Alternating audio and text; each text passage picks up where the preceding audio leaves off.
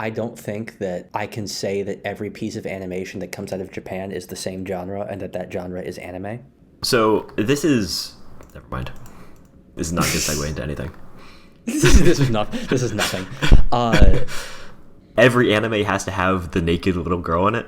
I'm drawing blood from my own mouth because in this moment where I'm about to stand up for my convictions, I'm showing you I'm human. Hello everyone, welcome back to the Jester and Prince podcast. Today we are going to be discussing ReZero Arc 4 in its entirety. As usual, I would like to start off with the Jester giving us his opinion on Arc 4, not just Arc 4, but the entire series as a whole. Give me your big, lengthy retrospective on the series. You know I had to do it to him. Hold up, let me cook. Let him cook. You're cooking.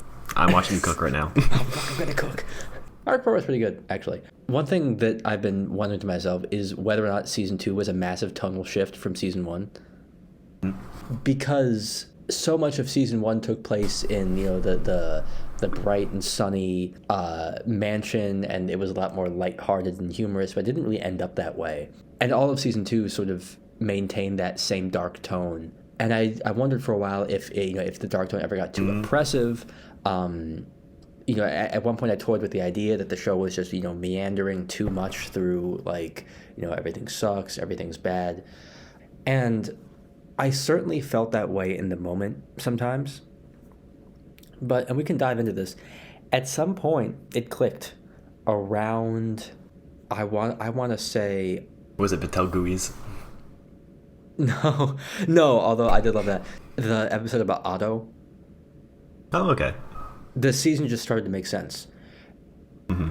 The sort of point of keeping them in the sanctuary for so long, and the point of where in Season 1 when Subaru would die and come back and change his approach, it was very clear that he was reacting to the information that he got last time. He was kind of throwing shit at the wall. It all sort of started to come together as like just a coherent, not even narrative, but world arc. And I could sort of see where it was going around that time. And it took a long time to get there, but once it did, looking back, I really sort of appreciate more the drastic departure into really just a lot, I want to say, more somber of a tone that I got from sort of the beginning of Season 2 of Arc 4. And then, just towards the end, I have long said that Emilia is the most interesting character in the show, and that, if this, or Wilhelm too, but, that if they just focused on Emilia or Wilhelm, the show would be better, haha. But then they did do a bunch of episodes about Emilia and Emilia's past, right. And they were interesting. Betelgeuse's sort of arc was fantastic, and I thought that was handled really well. I will say that the second half of Season 2 was really masterfully done.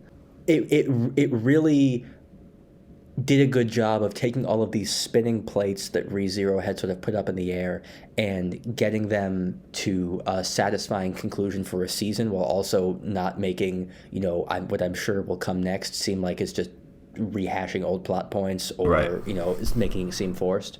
So I really like where it's ended. All that's left for me to examine, and I think it will reveal itself on more subsequent rewatches, is whether or not the first half of Season 2 brought about that sort of satisfying arc towards the end, or if the second half was just so good that it made up for what I initially thought were failings. So that's my spiel about Season 2. What did you think the failings were in the first half that you think the second half fixed? In the first half, I guess where I found myself getting disillusioned was it felt a little bit like, and when I say they had all these spinning plates, it felt a little scattershot. There were just a lot of characters introduced with different motivations, and motivations were changing a lot. The You mentioned the revolving side character door. Yeah. Yeah. Well, no. So like the early conflict with Garfield, it just felt a lot like they were running in circles. That's really what it was. Is for the first half, it really just felt like the show was stuck on itself. I didn't feel like any progress was being made with this whole deal with Garfield. I felt like the understanding of the witches and their nature wasn't being moved forward. I felt like Beatrice's character, sort of how she was handled in that episode, where she died. Yeah, I don't know. It didn't have the right emotional impact to me. It kind of felt like I didn't really understand what she was doing. It felt very scattershot and chaotic, and so that's why I say, and that's the question I'd put to you is, I think it's fair to say that it feels like the show is almost running in place for the first half. There's not a lot of progress being made. Yeah, I've heard this a lot. A lot of different people have said that season 2, it feels like it's spinning its wheels a little bit. And another thing that contributes to that feeling for some people is just the fact that they're staying in the sanctuary, and so there's no. It's sort of like the mansion arc in season 1, except drawn out like 5 times as long. Just they're not going anywhere, and no plot is tangibly progressing. But it's very much your patience is rewarded kind of thing. Yeah. I think. And so that's why my question was going to be: do you think that the spinning of the wheels is necessary for that payoff, or do you think that we could have had a little bit more economy with our with our episodes, that maybe the feeling of helplessness was important, but that we went a bridge too far, and we stopped going from like, man, everything just seems so bleak, but now it's turning around to like, it feels like we're going. It's bleak, but it's also like, it takes me out of the story, because that was the problem. The beginning of season 2 started to take me out of the story in terms of how much it was spinning its wheels. I'm looking back now, I can appreciate the point of having the bleak, somber attitude where it feels like you don't know what you're doing. You're trapped in this place, and no matter what you do, you can't get out. But it became so oppressive to me, I think, that eventually I felt myself starting to disconnect. It's very interesting because I think the first 8 episodes are pretty much spent setting up all of the threats. Like pretty much in every episode, a new threat is introduced, and this is. I mean, I don't really understand precisely what the spinning the wheels means to you and these other people, but it is these first 8 episodes where you're just setting up plot thread after plot thread without resolving anything. But it's interesting that you say it became too oppressive and it took you out of it, because episode 8 is the moment of catharsis that is meant to release you from all that tension. It's the moment that all those episodes were building up to, which was Subaru telling Echidna that he can return by death, which gives him the one person that he can talk to in this web of unsolvable threats. And so I feel like for me, when I was first watching it, and when I was rewatching it this time too, that sense of oppression, that sense of spinning your wheels was relieved. It was relieved in a timely manner, I think. But we had that discussion in the last episode where I don't think that the catharsis was necessarily realized there, because Echidna isn't isn't enough of a sympathetic character. So what you could analyze whether Subaru felt that felt emboldened, felt like he had someone he could confide in, but at least from my interpretation of the witches, I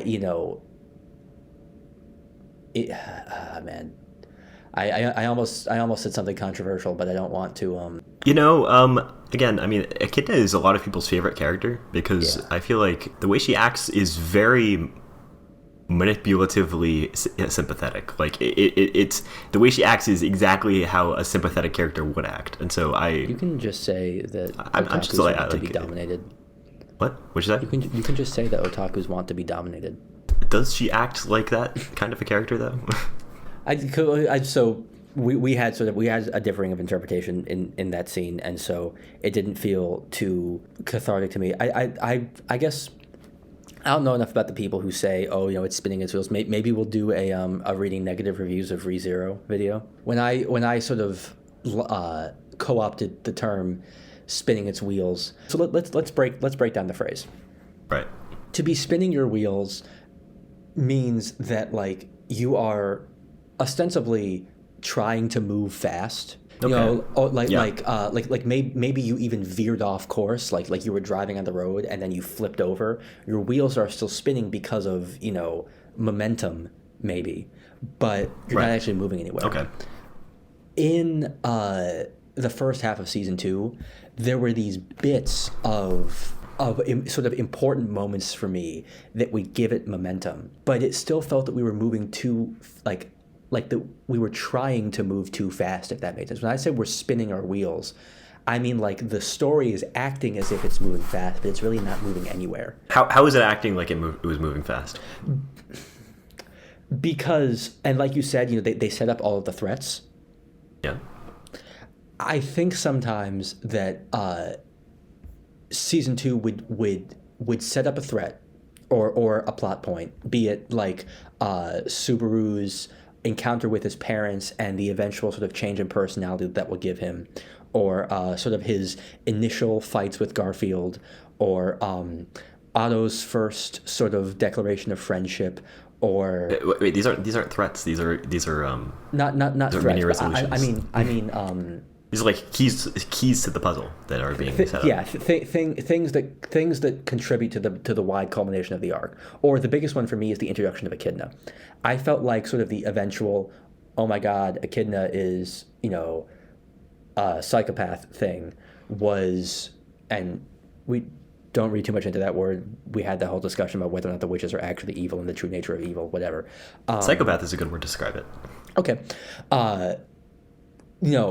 I felt like we had a lot of Echidna scenes where I'm like, bro, she's gonna be like, I don't care what happens to you and shit like that. We had those little bits that set up this arc, but not a lot of time was paid to them. We just went on to the next one. And what that created, like I said, was this hectic feeling that all these new things were coming in, that the wider that Subaru cast his net to try and save people, the more, as he sent out those tentacles, the more people got ensnared in them. Because he's trying to deal with Roswaal and Emilia, now he has to deal with the witches. And because he's trying to deal with the Sanctuary, now he has to deal with Garfield and Ryuzu. And because he's dealing with Otto, now he has to, all that stuff. And I think we would create them to the point where we're at the precipice where it's going to come together in the arc, but then we would stop and we'd move on to the next thing. And sometimes I felt like we were moving on from those things too fast, which I get because we had so many to do. But that's what I mean when I say like those little bits gave us momentum, but then we stopped moving forward. And so it felt like we were spinning our wheels in the sense that the story is acting like it's moving fast, but we're not actually moving fast. So you think it introduced a threat and then moved on from it too fast and didn't come back to it? Well, that's the thing, because it did come back to it, and I was enamored with the latter half, that I'm not yet decided if it moved on too fast or if it was doing this masterful plate spinning act. And so that's why I said, sort of initially at this whole monologue I've been doing, that on more subsequent rewatches, I'd probably be able to say that better. So maybe in a year we'll do a ReZero retrospective. Yeah, I mean, part of what I think is really interesting about how the plot is structured in this way that Subaru keeps having to deal with thing after thing after thing, and is, as you said, casting his net too wide, and at the same time ensnaring all the people that he touches in that net. This is used as sort of the plot structure to build up the tension and then release it all in the second half. But it's also pretty much the entire thematic point of Arc 4, which is that Subaru, well, for Subaru at least, which was that Subaru was trying to handle everything on his own way too much, and he didn't trust in anyone else to help him. Like, he didn't confide in Otto as a friend until pretty late in Arc 4, and that's ultimately what was causing his his troubles in the first half was his refusal to ask other people for help and trust other people, and so the plot structure is exactly the point to an extent. Yeah, and and that's true, but that's why I say that what I'm evaluating is if it ever went too far, because what sometimes you can be taken out of, like if you lean on that too heavy, sometimes it takes you out of the story, right? Like all good things in moderation, right? Similarly, the dark trapped attitude of the Sanctuary arc is a really good contrast and foil to the bright trapped attitude of the Mansion arc. But if it gets too dark and too trapped, it takes you out of the story. It's like our discussion about Subaru being cringe, where we said when he gets too cringe, it takes you out of the story. No, it doesn't take me out of the story. That's basic. Oh, come on. Well then, if not in ReZero, in other shows, you have saying a character gets so cringe and so dumb, you're like, bro, I can't even watch this anymore. No. The only reason I would ever say that is if they're being cringe because of this, they're poorly written. Being cringe is being poorly written, though. No, it's not. Everyone says that episode 12 of season 1 is hard to watch, and it is hard to watch, but it's also my favorite episode, or one of my favorite episodes of season 1. That's the episode where he's making a fool of himself and then Emilia leaves him. I think that those are such powerful character moments that I can't help but love the episode. It's so amazingly written. But no one likes it. But I think it's okay that no one likes it, and I think that it's the fact that no one likes it that makes it so artistically beautiful. Do you get what I'm saying? Like, I think these are separate things.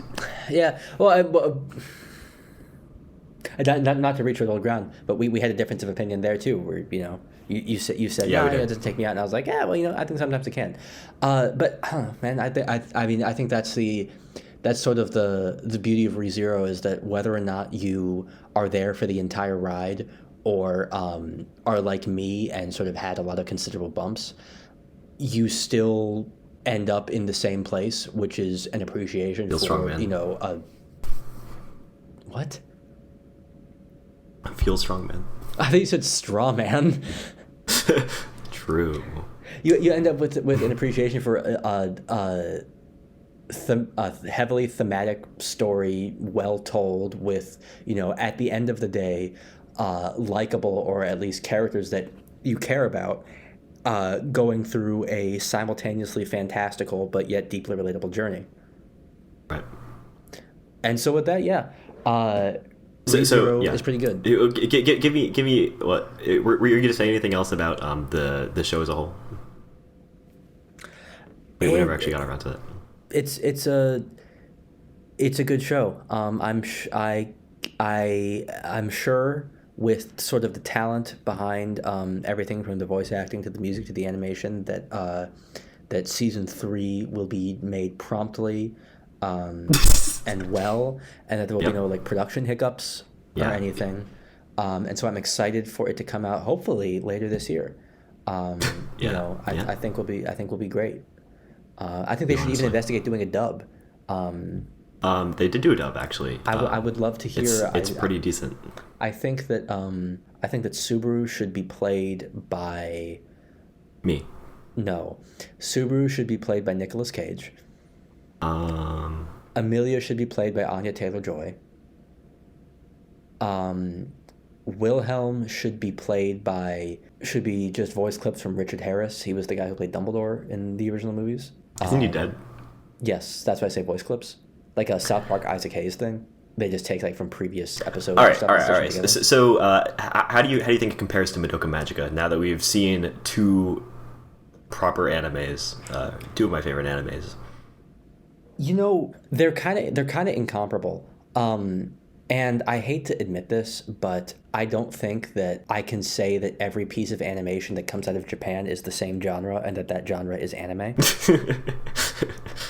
Okay. Madoka Magica was sort of this 12 episode. It was shorter in length. It was also shorter in concept. Like, there was one big twist, and it was that the witches. Oh shit, we didn't watch the movie. There's that too, but I'm saying just the 12 episodes has the one big thing about, the magical girls are witches, and it almost has like a it's like an internet video series, like a creepypasta vibe.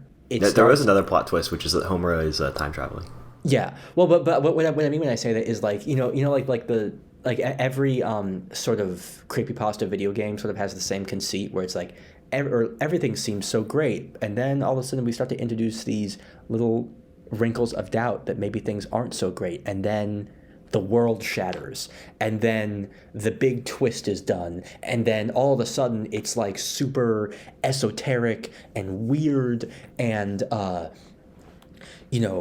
meta, but you still have those cute original characters from the beginning in it, but like now they're changed, and then the ending sort of things don't go back to normal because the whole point is that you're like subverting expectations almost.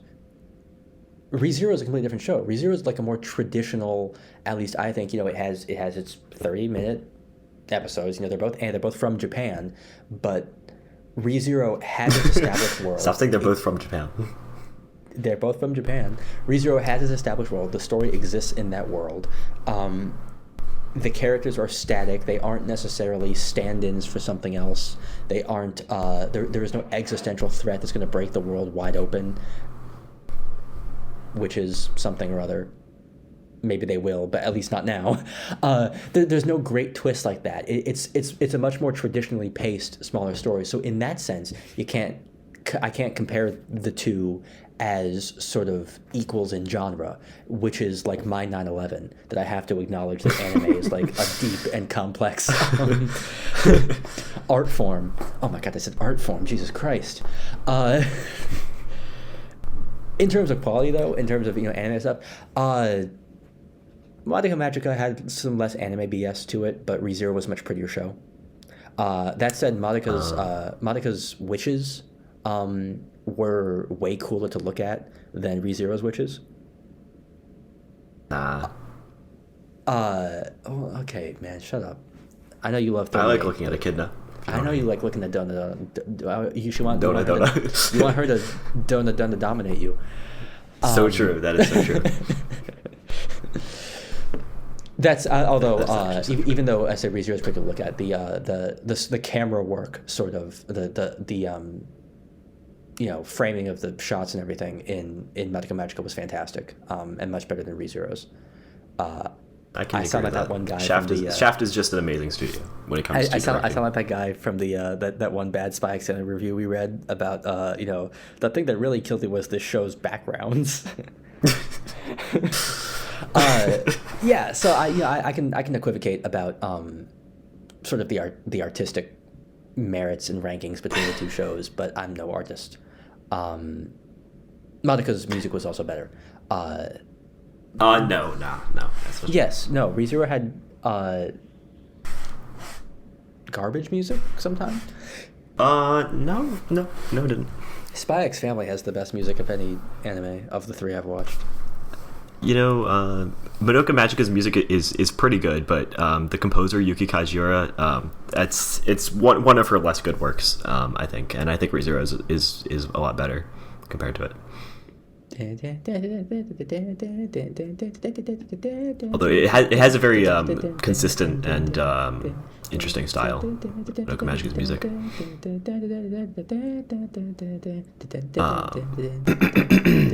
All right. So now that we're done talking about, it's been 38 minutes. What did you say? It's been 38 minutes. Now that we've spent 38 minutes talking about nonsense that was unscripted and doesn't even segue into any of our topics, let's move on to some of our very deep and inspired analysis of the show. To begin with, I want to talk about some symbols. Broncos country. Let's ride. I'm cooking. Let me cook. He's about to go in. We are going to Y'all analyze. Ain't ready for this. Yeah. Y'all ain't ready. Y'all ain't ready for what I'm about to say about the snow in ReZero. He's about to go in. So let's talk about that. Let's I'm talk gonna have to about go in on these what guys. the snow symbolizes. He's about to go in. You guys aren't ready for this. I was thinking about the snow in the shower. No, we're gonna start with the snow because we have to get it out of the way. Yeah. So I was thinking about the snow in the shower. It appears at hold on a second. Let me just leave people in. We were talking about common symbols and motifs in season 2, and one of the ones that I pointed out just sort of offhand at the moment when Roswaal sort of admits that he has a return by death like ability, and then sacrifices himself to the great white rabbit. There's snow, and then they come out. He makes it snow. It is clear that snow means something. Whether or not it is a symbol or if it's a motif is sort of up for debate. But I sort of made the comment that hey, I'm not crazy here. Like, they're doing something with snow, and you were kind of like, yeah, but like, what is it? And I was like, I don't know. So you were telling me that you were thinking about the snow in the shower. I was thinking about how every time snow appears around Subaru, it indicates just massive despair. The two main examples are episode 15 of season 1, where it's snowing because Puck made it snow at the mansion, and he's holding Rem's dead body, and then Puck kills him, and then we get the red credit roll, which is that very famous scene. Then there's also the white rabbits appearing because Roswaal made it snow in season 2, which always marks the end of a loop, pretty much. But it's interesting that snow represents despair around Subaru because Emilia is the Witch of Frost, and so I just wasn't sure what to make of this. Maybe it's just that it's like highlighting the duality between Subaru and Emilia. That for Emilia finds comfort in what everyone else finds despair in, or something. You said something I wanted to highlight, and it was you said that there was sort of snow in times of despair, the white rabbit, stuff like that. Right. It's brought about by someone. Right. And there's something in about the fact that, like, does snow exist in the world of Lugenia? Gunica. Harmonica? Like, people bring about snow, and I think there's important to that sort of the analysis that I think we're gonna sort of chop into just on the fly, but snow isn't something that happens in conjunction with an action. Like, in some shows, it's like they get into a fight and then it starts raining. No. People cause it to snow. Right. That's true. Yeah. And it's not a thing that they ever comment on. Ross doesn't say, snow blast, form of icicle storm, and then goes. Subaru says that. Very true. He doesn't cast snow. It's just like Roswaal made it snow, and it's just accepted. And so that's why I said like that's got to mean something. There is something revealed in the Memory Snow OVA, which we did not watch because it's all fan service, except for this one tiny plot point, which is they talk about what is it, like mana discharges? What was the technical term? The thing that Roswaal had to do, and he was sick, and so Echidna kissed him. Oh, I don't know. Restoring it. I mean, something like restoring his mana. It's because he was like overflowing with mana and needed to expel some of it. Yeah. In the Memory Snow OVA, it's snowing because Puck is going through a mana discharge, and therefore it starts snowing. So it's kind of implied that it has something to do with magic. It's sort of it's the expression of the people who have the power to understand exactly what Subaru is and exactly what he's doing, and they're saying, like, I'm flexing my power, I'm overflowing with magic, like they said, in the thing that we did in the Memory Snow or whatever it's called. Right. And I'm blanketing this world. You're done. Right. I think that's the symbolism of snow and ReZero, and we just chopped that up in on the fly. But what does it say that Emilia is the one who sort of cuts through the snow, the one who makes her home in the snow, the one who casts ice magic. Well, if we talk about, you know, power and time, Emilia's relationship to time is very interesting. Go on. Yes. Well, I mean, she has the most fleshed out sort of looking back at her memories. You know, she has her you know, her being frozen and then she thaws. Yeah. Right? And sort of other people don't. I mean, you can even make a thing about, you know, she's got the mental maturity of a 14-year-old in the body of a 18-year-old or whatever. No, she doesn't. She's just sheltered. I think you said censored. Sheltered. She's just sheltered. She's very mature. She's just sheltered. No, I mean, Emilia has... Like you. Emilia has... what? She's like you. She doesn't like talking about sex. I don't talk about sex because I'm a Puritan. Okay. And because I'm That's- alt... I mean, I'm not alt-right. Okay, that's I don't know where you're going with this, but okay. I was going to say off-right, but I said alt. I'm just gonna let him cook. Let him cook. Broncos country? What were you saying?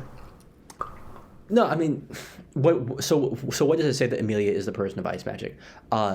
One, Emilia just generally has an interesting relationship with time as a concept in the world of ReZero. And two, I mean, what is Subaru doing but, you know, trying to save Emilia?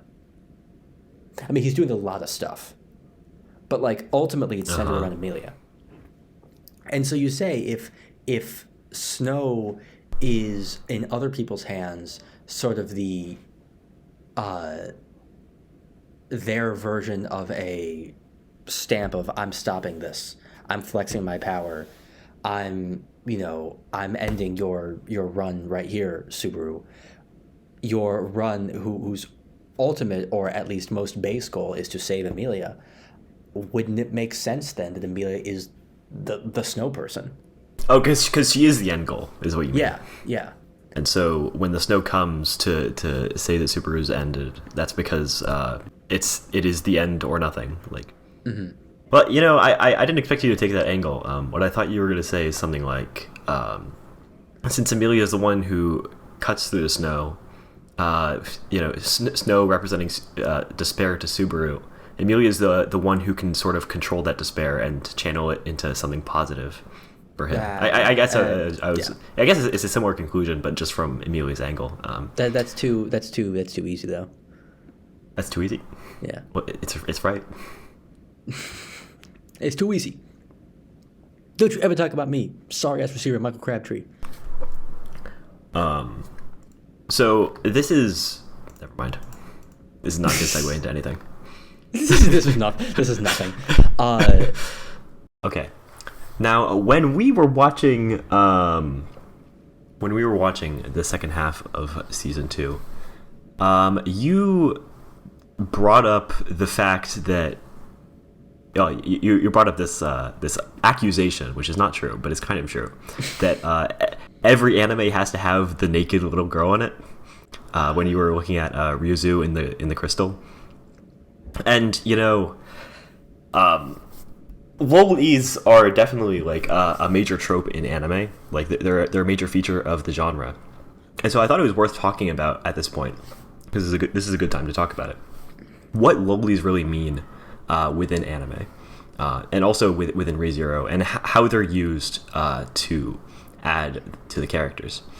So, you know, in general, a loli being a young girl, you know, what do you think of when you think of a young girl? You obviously think of you know, youthfulness, purity, what else, like innocence. What traits would you ascribe to that? Man. Is that about it? Well, you know what? You cook here. I'm gonna stay back. I'm gonna let you cook. I mean, I don't think that I think you're gonna try to take like some neutral stance that like young girls don't actually have these properties, and it's dumb perverts who have ascribed it to them. But I think everyone agrees that like that's what a young girl represents in art, is it not? Yeah. Well, so that was going to be and I mean this isn't the time to do the thing, but like if I were doing like a feminist critique, I would probably say, well, that's that's sort of a male gaze thing, or I don't know enough like a theory like that to comment, but I'd say do all young girls inherently represent purity? No, obviously not. All young girls are people and they represent being a person. But yes, in art, especially in art that isn't trying to be progressive or subversive, right, especially in classical art, right? Yeah, yes. The young girl, sometimes to a detriment, sometimes in a very insidious way, is the symbol of purity. So, since lilies are sort of this intrinsic symbol of purity and innocence, keep cooking. I'll be right back. You'll be right back. This is sort of a trait that we can attach to all of the lilies in the show, and so one by one you can see how there are other traits, such as, for example, Beatrice's immaturity, her unwillingness to have her own convictions, and the fact that she's stuck to the convictions of her mother, who is echidna. That immaturity is sort of bolstered by her innocent, childish, pure image as a lily, and it's a similar story for Pandora, the witch of vanity, whose sort of chaoticness and childish brashness was emphasized by her lily appearance. We have the innocence of Ryuzu, who in the end made a sacrifice to open the sanctuary, and so the sort of the nobility and sanctity of her sacrifice was emphasized by having the form of a lily. And then there's also an interesting dichotomy between Petra and Meili, because Petra is like kind of the archetypal lily, very very pure and innocent, has virtually no other qualities, against the sort of evil maliciousness of Meili, and by having both of these characters take the form of a lily and also be friends and encounter each other a lot, it just creates a very natural foil, also boosting the salience of these alternate traits. And so we can see that in ReZero, the fact that these characters are lilies is actually, it's not just funny pandering, and it's not just like sticking to the norms of the genre. It's really something that's used to imply something about who these characters are and to accentuate certain character traits. And if they weren't lilies, then we wouldn't get that. Like the fact that they were made lilies is actually aesthetically very important. It's very rhetorically important. It's important to understanding who these characters are, and it makes it much more effective and efficient. And so I think that's pretty cool, and I think in good pieces of art and good pieces of anime, that's a trend that we're going to see continue, and we're going to continue analyzing that. I am still cringe and Western pilled, and so I don't know, I especially because my first exposure to anime was 4chan. I'm always a little apprehensive every time a young girl shows up on screen. So I'm sure that as I want to watch Monogatari, I'll get over it. But I'm uploading this as a standalone thing, and it's just gonna be you cooking on young girls, because this needs to stand alone, and this is your magnum opus, man. Okay, so what you're saying is I'm right. What I'm saying is Broncos country. Let's ride. Conveniently did not bring up Mushoku Tensei. All right, next. Pepe laugh. He is unaware. Next topic. So, having Jesus gone Christ, over. you're so fucking loud. Why am I loud? I didn't move. Just like so. Okay, I'll talk quiet. It's okay. Am No, I okay now? talk normally. Talk normally. I was talking normally. Okay, you're fine. Okay, just stop being such a bitch. Okay, I'm fine. Okay, I'm not a bitch. You're my bitch. I'm a nice person. You're my slut. So having talked about the symbols that we noticed while we were watching, let's jump right into the major themes of the show, especially Arc 4. So the first major theme is going to be love. It's pretty obvious that there are a lot of relationships involving love between characters. We have Subaru and Emilia, Roswaal and Echidna, a lot of parent and child love, like Garfield and his mom, Emilia and her mom, Subaru and his parents, and then Echidna acting as a mother to Roswaal, Beatrice, and Ryuzu. And then also, towards the end, you have this very interesting relationship that comes out of Subaru and Beatrice, where Subaru kind of acts as a father to Beatrice, and Beatrice sort of denies her allegiance to Echidna. And then you also have some very interesting obsessions with love from Beetlejuice, Regulus, and Pandora. So let's just start with Subaru and Emilia, because that's sort of the archetypal thing of the emblematic thing of the season.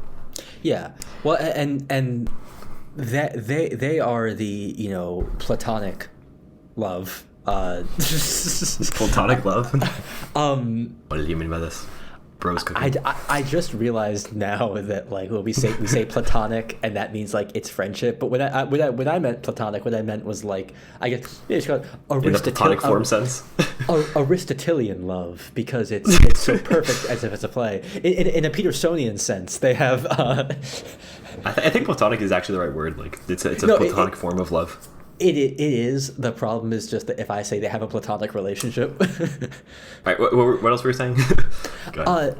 They are the model love at the end, but they're sort of everyone's love sort of has an issue with it, like all those people that you listed, and they range from irredeemable to broken by circumstance to broken but fixable.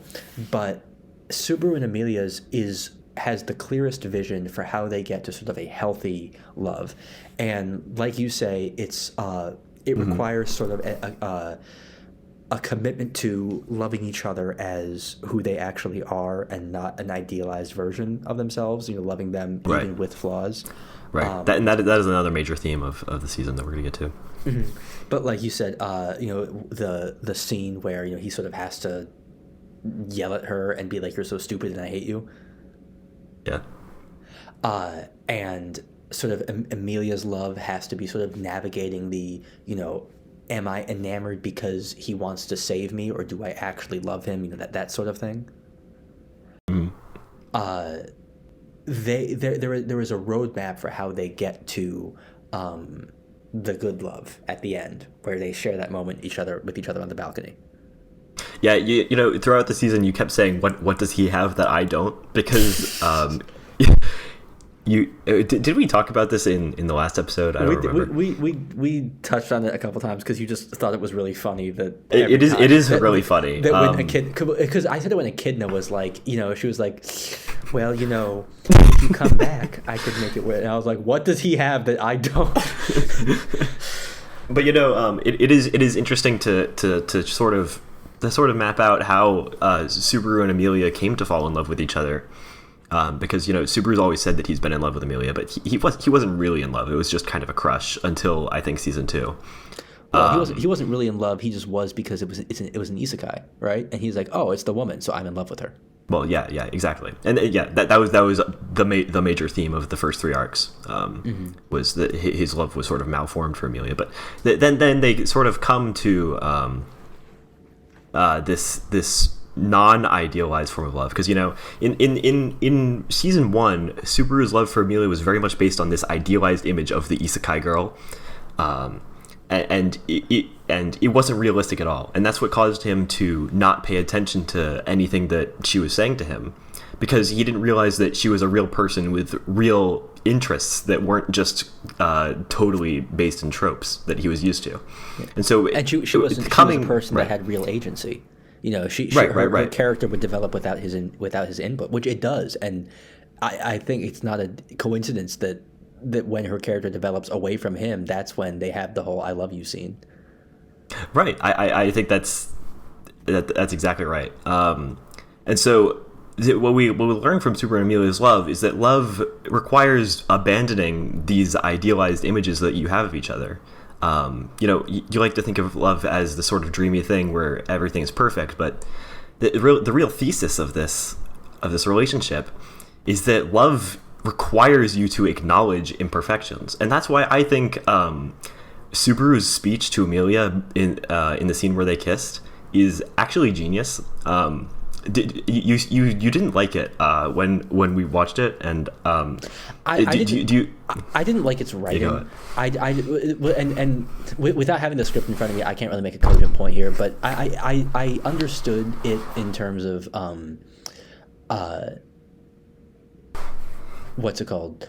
In terms of point, and I appreciated that it happened, and I like to shy away from talking about sort of the specific writing of a show that was originally a different language, just because it's unfair to the creator may not have had a hand in the dub.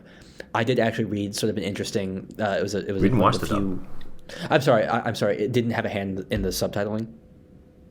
The subtitling was fine. Still though, I avoided just out of principle. Be a man. Stop giving him the easy road out.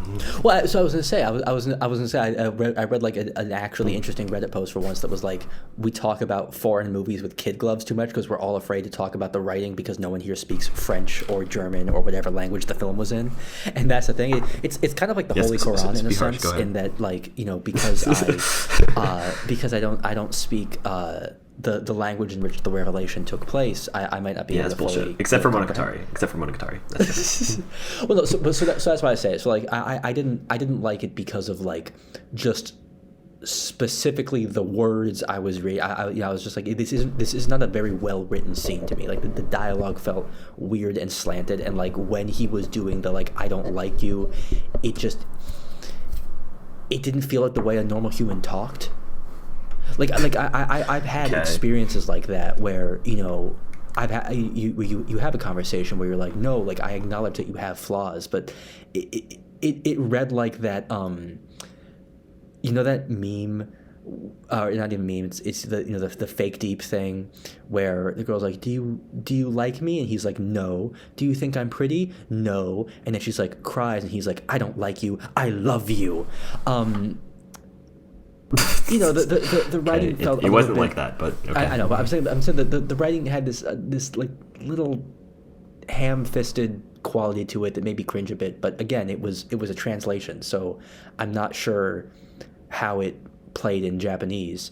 And ultimately, I mean, we've done this bit before where I've said, a lot of times ReZero makes a point of not being the most nuanced.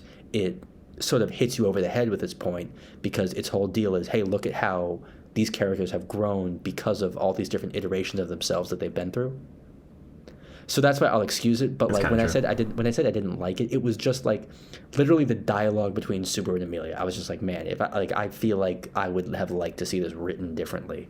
It just is a little cringe.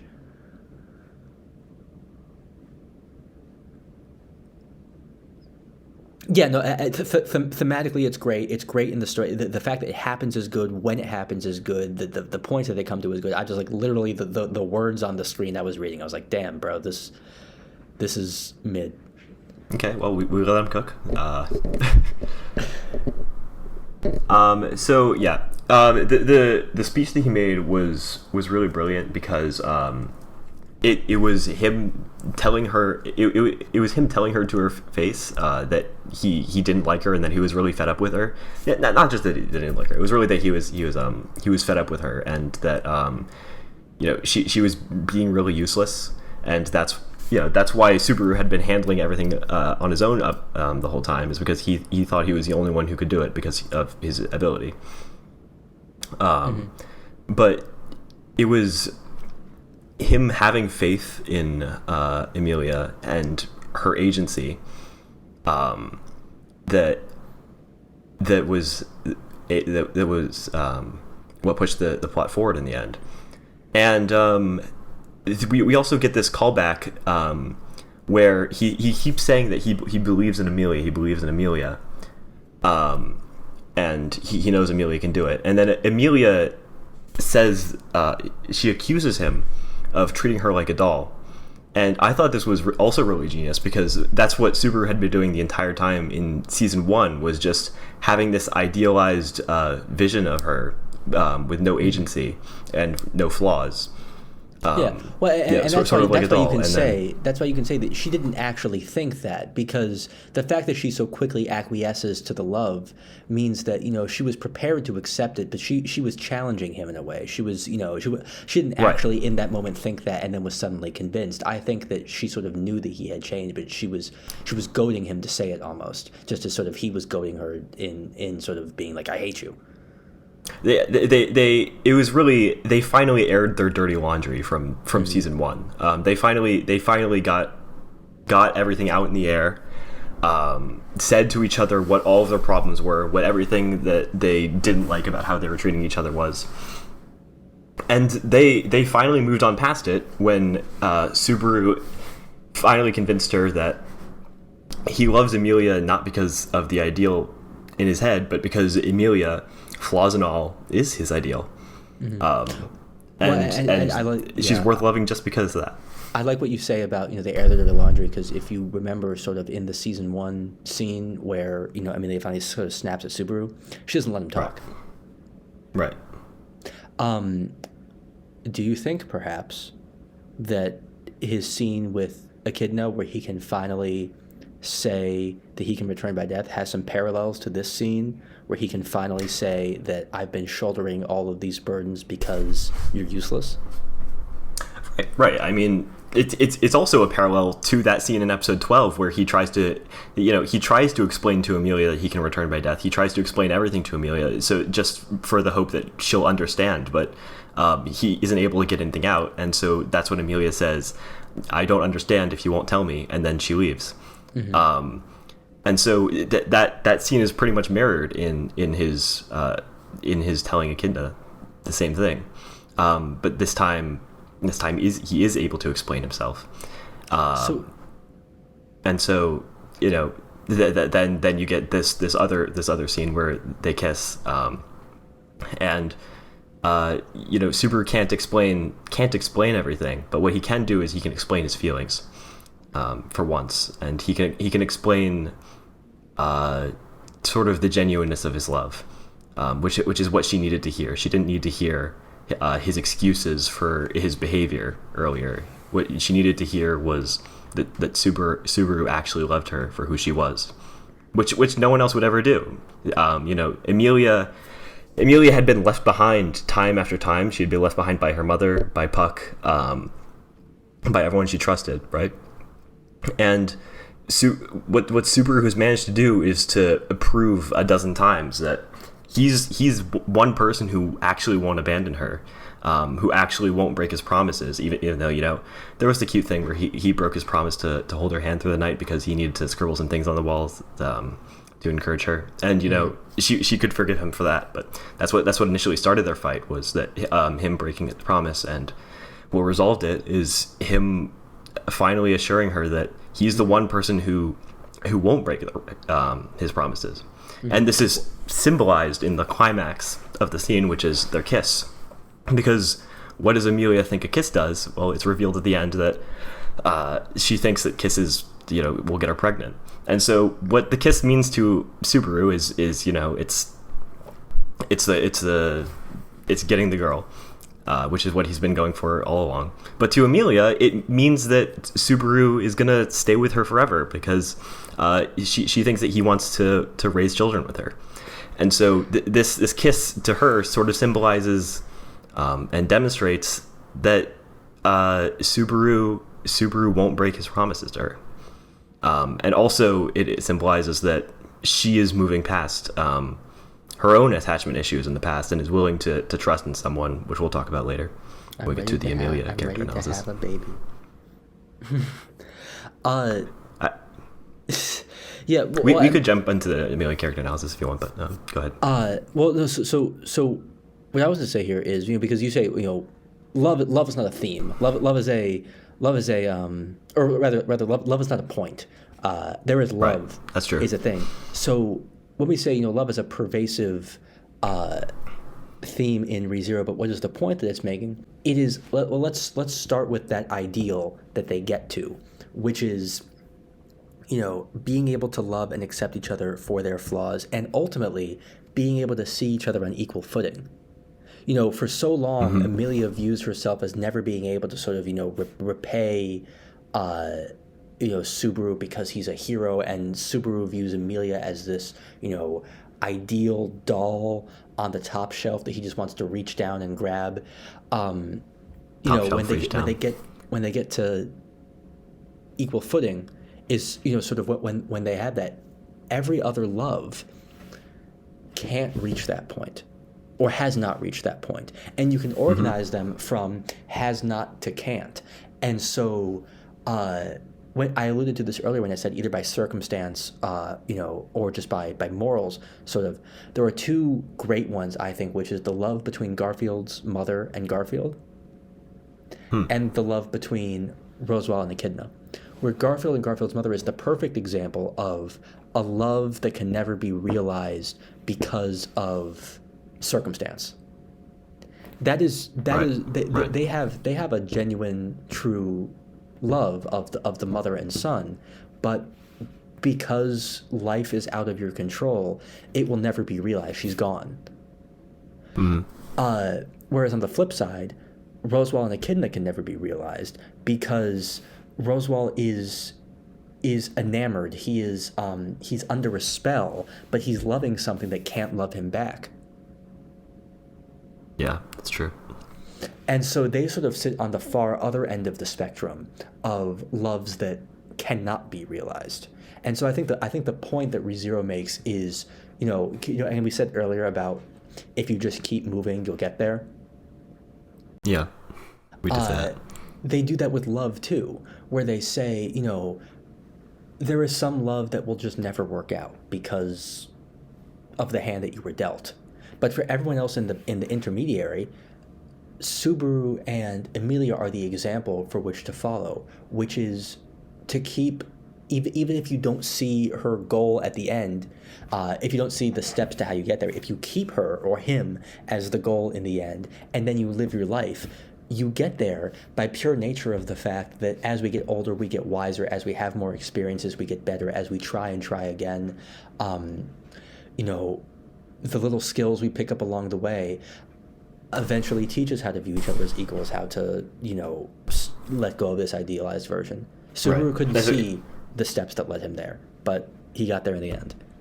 And so, isn't it ironic, you're saying, you gain this through experience, but isn't it ironic how Roswaal, through 400 years of experience, is still stuck on this idealized version of Echidna? And I think it's really telling about how he views the world, which is that Echidna is not flawed in his mind. Echidna is totally idealized, and even though he hasn't truly interacted with Echidna in 400 years, he still just clings on to this ideal, to this hope that one day he will meet up with her again.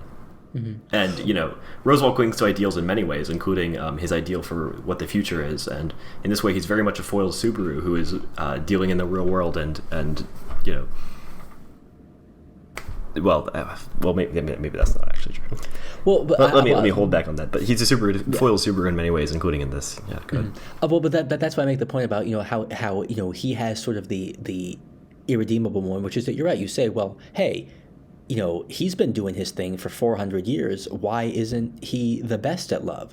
Well, because, hey, what's that thing you said about, if you're just putting effort into something that doesn't make sense, like trying to get good at sword fighting as Subaru was in season 1. Right, exactly. Because that's greed. It's sloth. Oh, it's but, sorry, that's sloth.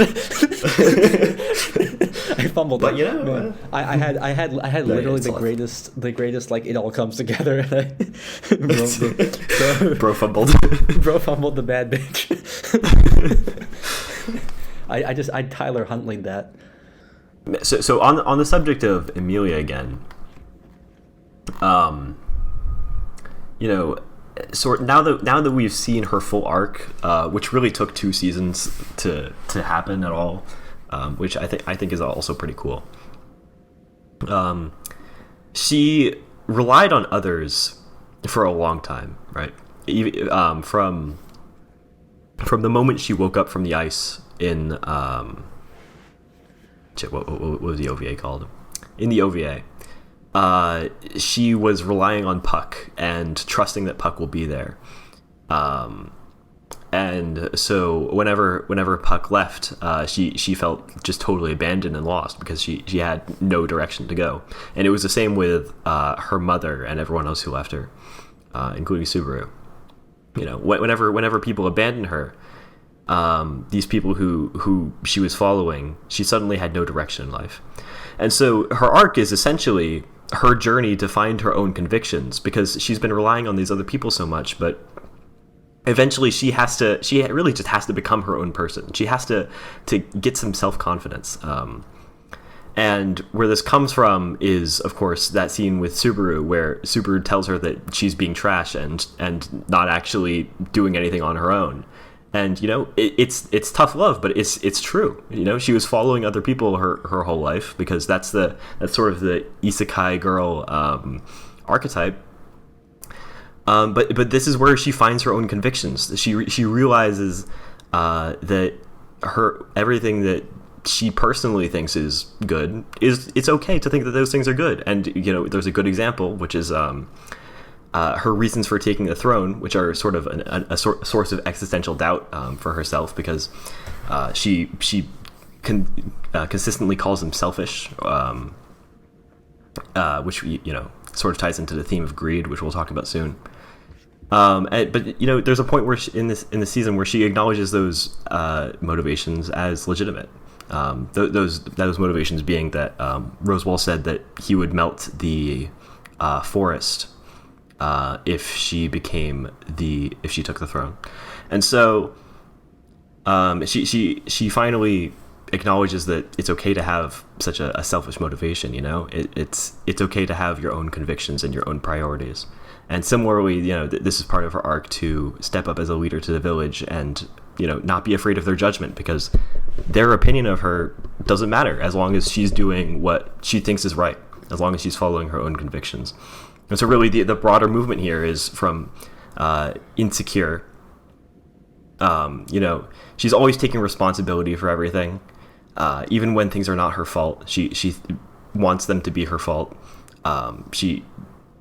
We talked about this a bit in our last episode, that Emilia wants to take responsibility for everything because she feels responsible for everything, whereas Subaru takes responsibility for everything because he wants to feel like he is responsible for everything.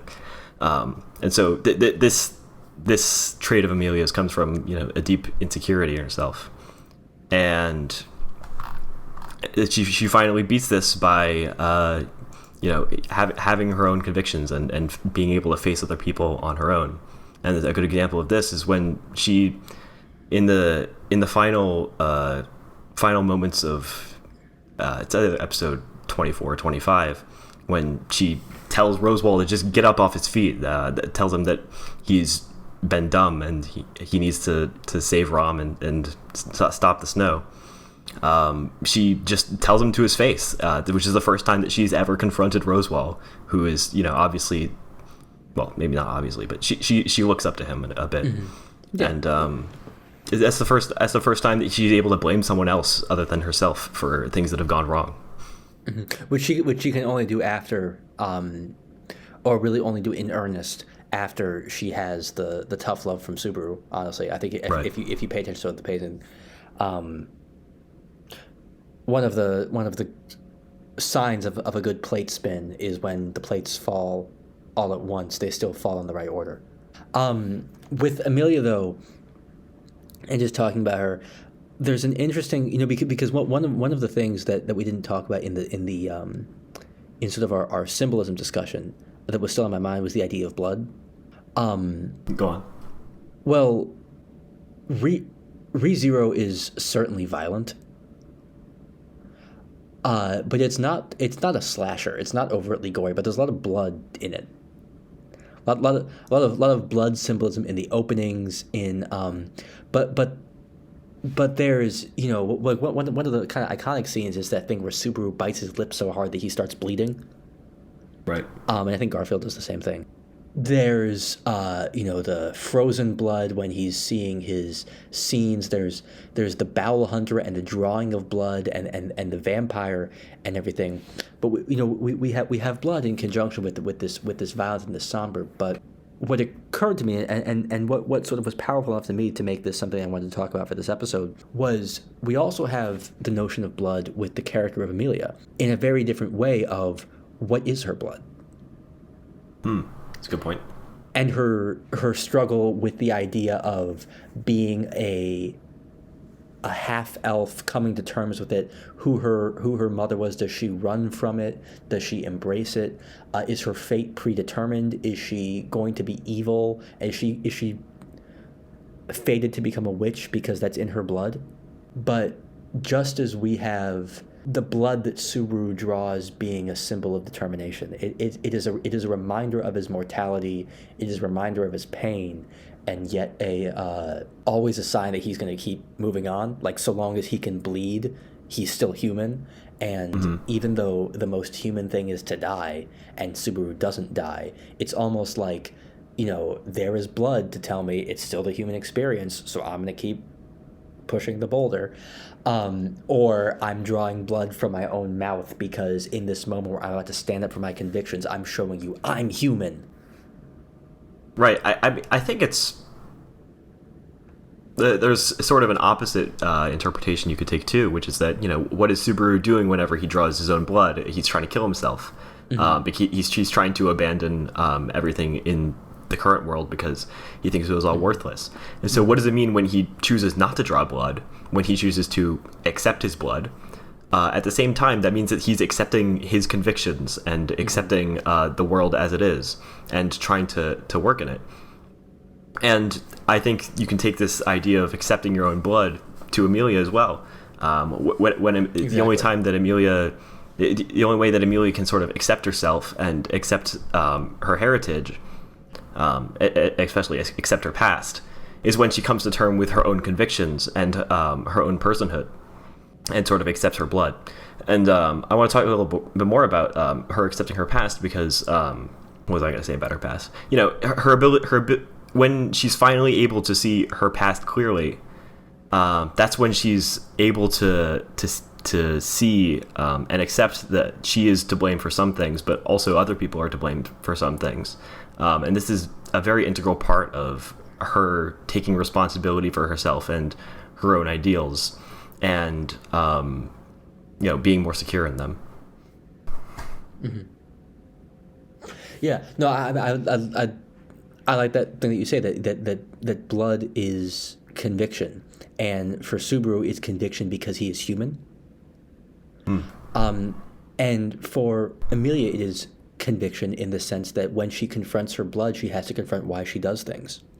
If she were to say that her fate is predetermined because of her blood, she would stop existing. She would, she would just resign herself to what she says is her fate. If she were to say that she is not equal, she doesn't deserve anything in life because of her blood, her convictions would fade. But And I like this. I like this metaphor because it extends also to the witches. Because what are the witches but the perfect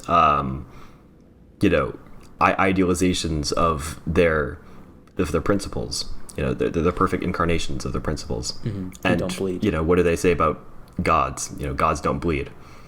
So yeah, no. So that blood is a reminder of the human experience, or I guess the half-elf experience. To tell us.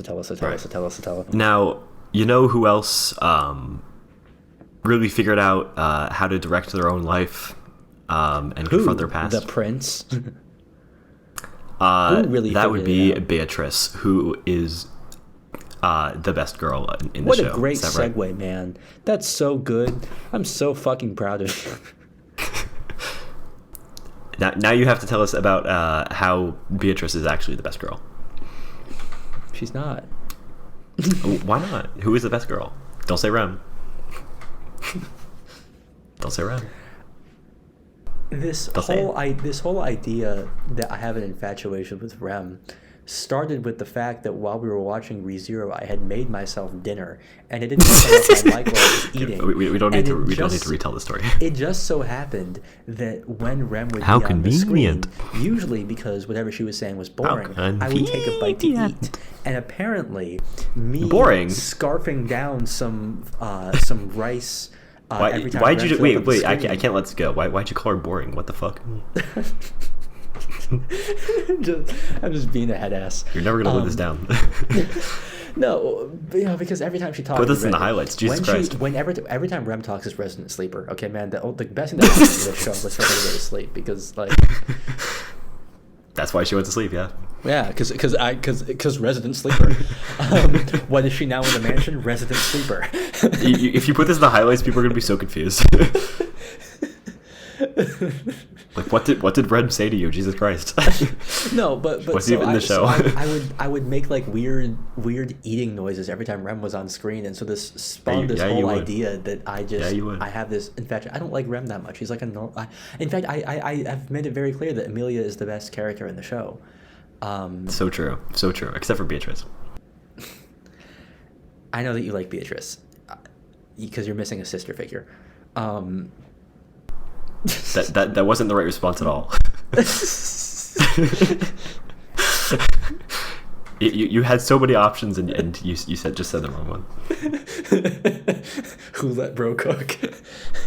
Yeah, who let bro cook? What the fuck? No.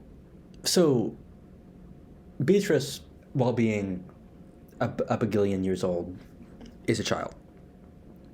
Yep. And sometimes, they say the most important part of growing up is realizing that your parents are wrong and having your parents fail you. That's very true. That's very true.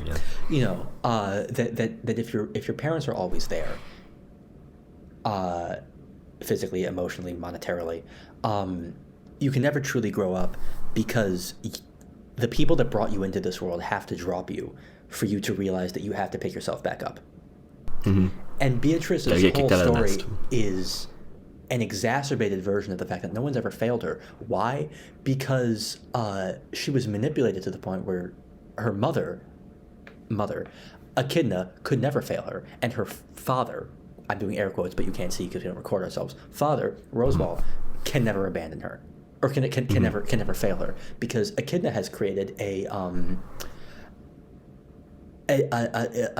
Ouroboros snake of an impossible prophecy where she's waiting for the one who doesn't exist.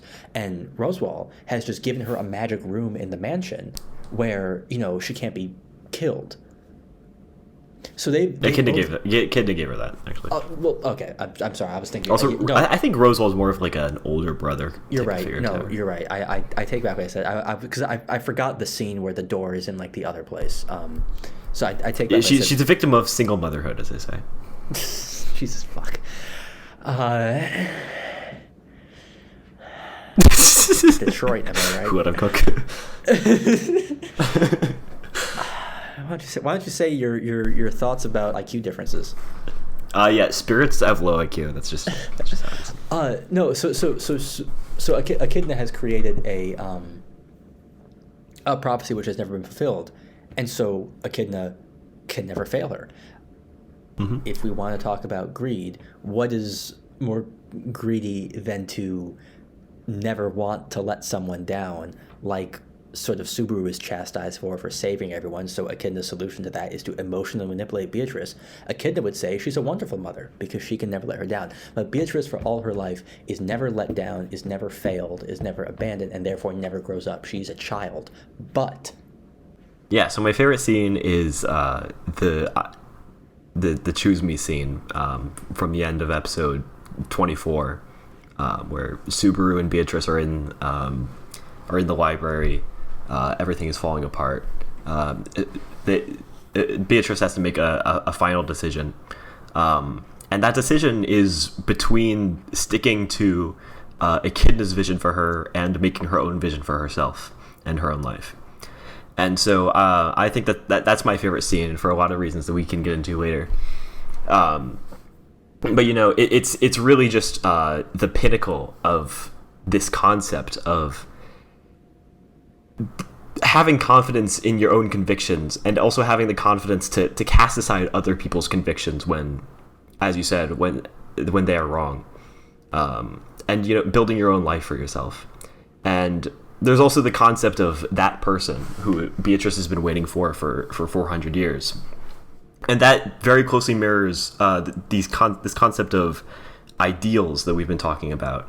That person to Subaru is an ideal that doesn't actually exist. Subaru says that she has a crush on some stranger that she's never met, and that's exactly what it is. It is in fact exactly what Subaru was doing. In Arc 3, he had a crush on someone who he never met, which was the ideal of Emilia that he created in his head. And so, Beatrice is sort of doing the exact same thing that Subaru was doing, the exact same thing that Roswaal was doing, following some ideal that doesn't exist. And her decision is to face the real world and decide for herself who she will follow, who is not that ideal, but is in fact Subaru, who has been there all along, who's been right in front of her the whole time. So true. And so the thesis of Beatrice, which will then apply to Roswaal soon, is that you have to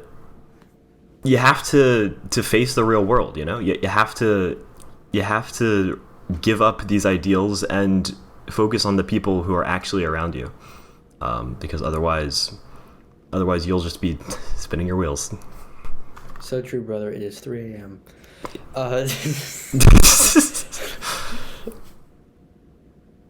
Pog. This episode is actually absurd. Jesus Christ, we're already 2 hours in. Let's keep going. Well, so I had my faux pas where I said Roswaal's the father figure, right? He's the older brother figure. Subaru is the father figure, and Beatrice is doing fatherless behavior. I think is really the main idea. Right. Yeah. Honestly, it's true. It's true. But as two older brothers, then I think we're very equipped to talk about our profile picture in chief, Mr. Margrave Roswaal Mathers. Exactly.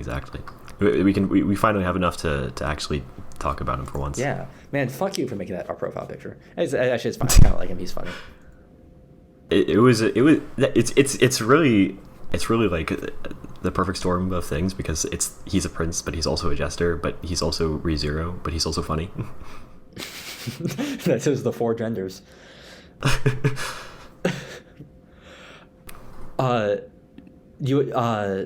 So yeah, what's your take on Roswaal's arc in season 2, and then his character as a whole?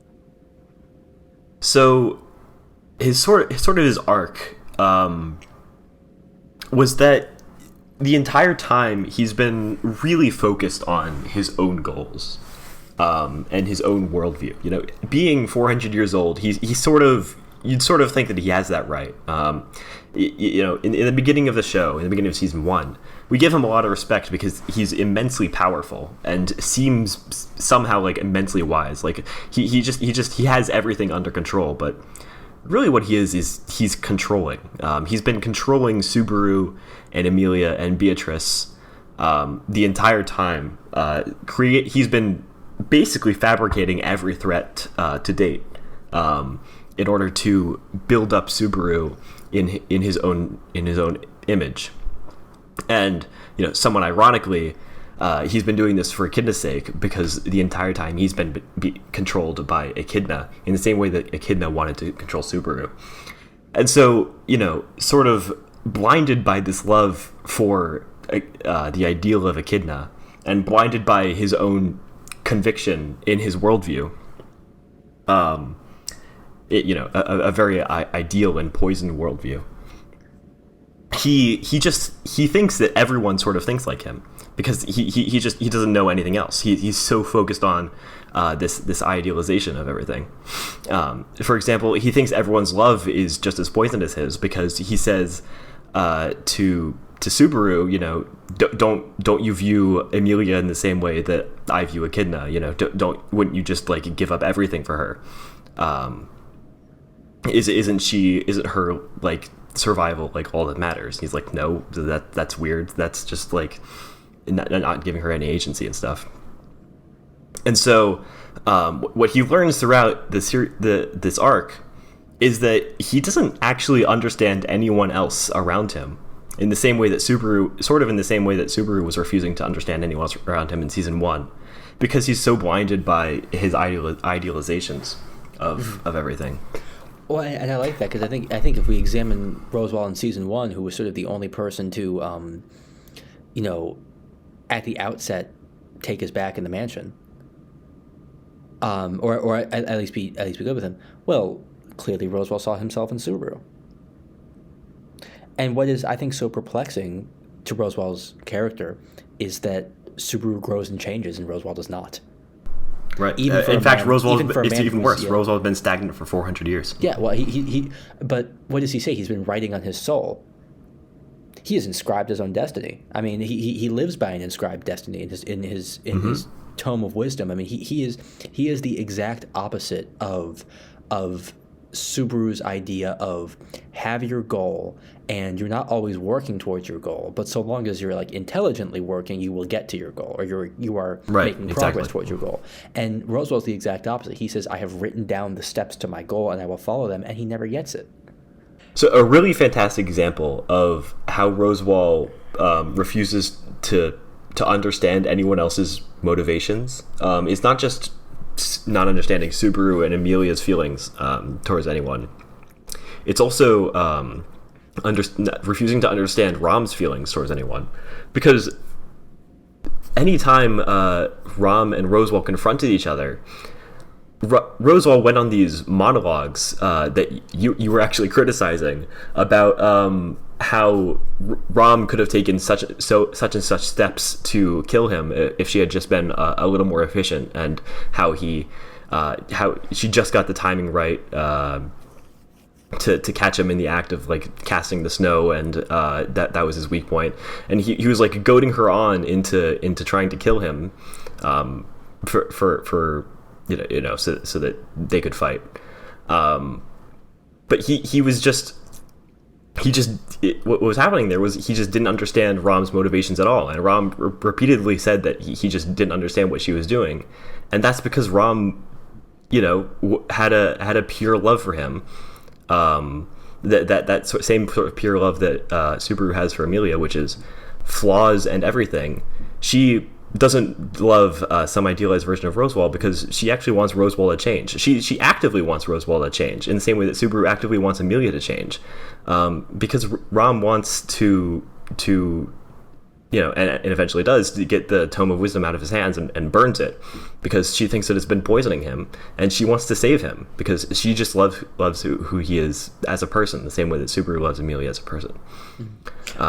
Again, ReZero tells us that the worst thing that you could possibly do is think that there is predestination, and I sort of said in the last episode that the